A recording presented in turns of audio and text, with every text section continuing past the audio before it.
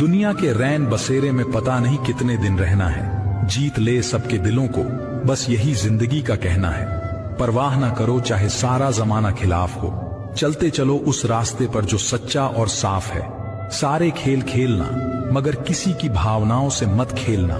भावनाओं को समझने वाला अनपढ़ व्यक्ति भी दुनिया का सबसे पढ़ा लिखा व्यक्ति होता है। जिंदगी जीने का तरीका बस ठोकर ही सिखाती है, वरना सहारा तो इंसान को बस निकम्मा बनाता है।